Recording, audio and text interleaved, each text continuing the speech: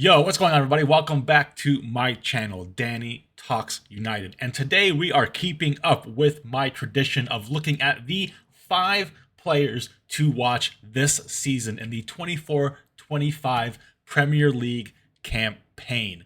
Now, just before we get into this video, don't forget to hit that like, share, and subscribe. We are on the way to 1,000 subscribers. If we could get to like 900 first and then 1,000, that would be awesome. Don't forget to hit subscribe, like, share, and comment down below your 5 players to watch this season. All right, let's get into it.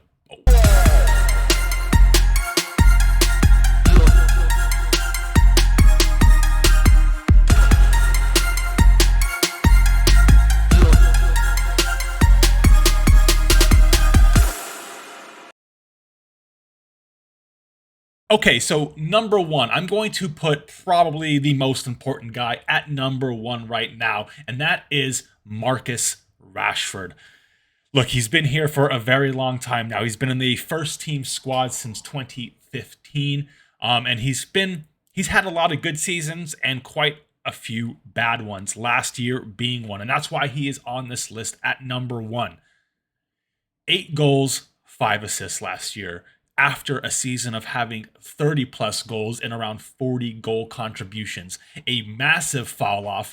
Now, this could be due to the entire backline being injured last year. He seems to play his best when he is linking up with a guy like Luke Shaw. Did not happen last year. He had a lot of personal issues happening last year.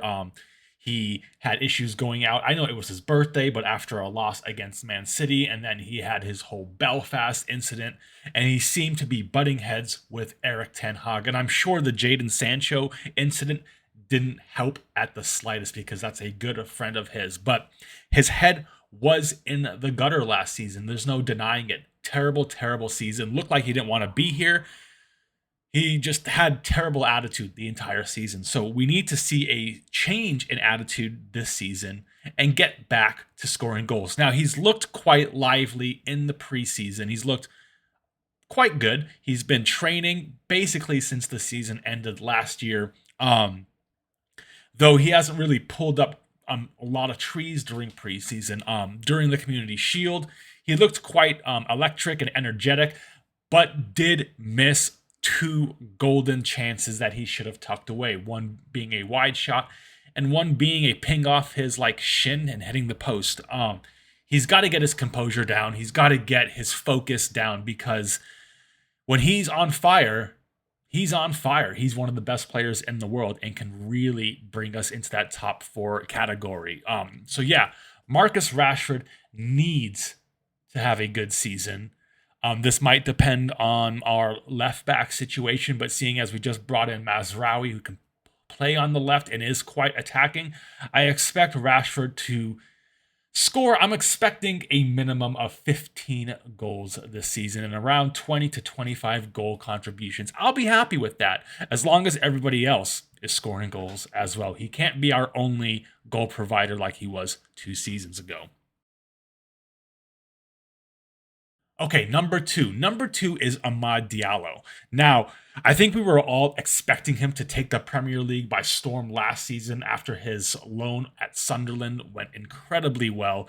He did get injured and missed a good 3/4 of the season last year. And you know what? He wasn't the only one. Half our team was injured last season. But when he returned, he was absolutely crucial for us in what was our FA Cup hunt down. He scored that literally last second goal against Liverpool.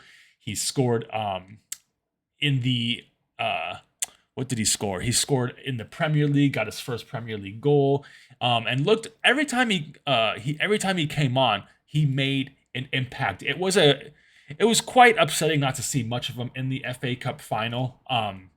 But he has got a good run out this preseason, has scored a few goals, and has looked like our best player by miles on that right-hand side. Maybe not too far ahead of Alejandro Garnacho, but we know Garnacho wants to play on the left but can play on the right. I think this season, Amad can lock down that right wing spot and give us the things that we miss. You can see that he likes to pass. He likes to link up play, likes the ball to feet, where the other side we have runners. It's a great balance, and I'm expecting him to have a great year. 10 goals, a few assists. Let's not get crazy overboard. Let's try and get double-digit goals and assists this year for Ahmad, because this is his first proper season in the Premier League, and let's hope that he stays injury-free. Number 3. Now, I hate using this, but this could be like a new signing for us, and that's Mason Mount. Mason Mount signed last year, 60 million, year left on his contract. We could have got him this year for free if we wanted to, but we didn't. And as soon as he signed that contract, he basically was injured the entire year. Made a couple appearances, but it was like he made an appearance and then would be injured. Made an appearance, then would be injured. Barely played last year. No impact whatsoever. And I think we were all excited. I think this guy was coming in to be our Christian Eriksen replacement and just never got up to speed, could never shake those injuries. He has hit the preseason hard. He looks in good shape. He's very energetic, very good at the press. Had a pretty good preseason, I'd say. Hasn't scored. Had an opportunity in that Community Shield to put one away, but was just a bit behind. He's not a striker. He was playing in that like false nine role. Not really his thing. But the way he presses is exactly the thing Erik ten Hag is looking for. Now, I'm not sure where he exactly fits in at the moment. I want him to be in that starting 11, but there's so much competition right now. I'm not sure if he can really fit in that midfield after seeing what he did last year. He does leave the number 6 exposed quite a bit, but maybe with some more training with the coaches, he can learn that position and fill that Eriksen role. Maybe against teams that we expect to have loads of possession, he is going to be that number 8 that can come in and really put in the energy and shift that ball around the pitch. We don't want Bruno constantly doing that work. We need someone else doing that as well. Mason Mount, I think, needs to have a big year.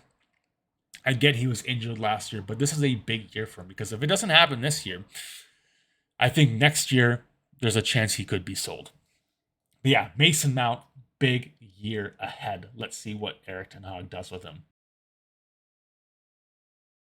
Number 4, Andre Onana. And this is my opinion. Look, I think the first half of the season last year was dreadful. Now, I'm fully behind this guy. When I think people tend to forget how many goals David De Gea leaked in, whether it was through his legs, through his weaky forearms, his palms. He let in a lot of goals and couldn't pass his way out of a paper bag. Did we bring Andre Onana in maybe a year too early? Possibly. But I don't think we also expected that our entire defense would be injured. He needs to play with a guy like Martinez, or now a De Ligt, someone that likes the ball, who can possess the ball, hold possession, pass the ball. And he just didn't really have that last year. He just had to keep knocking it up to the forwards, which just isn't our way of playing. So I'm hoping now that we have Martinez, we've got a Euro in, we've got De Ligt in, we've got Mazraoui and Dalot, Shaw, all our players that like the ball, that can hold possession and pass the ball. We can start seeing the best out of Andre Onana. But I think we also forget that Champions League campaign where he was just basically playing for the opposition, throwing the ball into our own net. He needs to clean these things up. He had it again in the FA Cup final with that Doku shot that kind of just not broke his wrist, but just went past his wrist. He needs to do forearm exercises, and he needs to stay focused. I feel like he can lose a bit of focus. He's made a lot of good saves, but I would say a lot of the goals that he's let in should have been saved. He's faced, I think, the second most shots in the league and has had the highest save percentage out of that. I just want to see those easy goals stop going in, especially when we come into Europe. And I want to see now that we have a back line that should be able to play with the ball, for him to start using his feet a lot more. Andre Onana, big year. People are already down on him. And I feel like if he starts the campaign like he started last year, he's out. People will completely lose faith and will look for a new goalkeeper next year. But who knows? I'm behind Andre Onana, And I think he's quite the character as well. So hoping for a good big year out of him.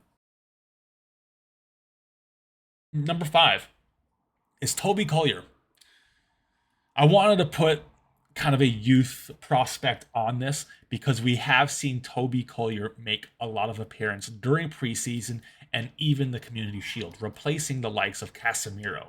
He could be that guy this year. He could be the Mainu. Now, I don't think his ceiling is high as Mainu's, but he could be our Mainu this year.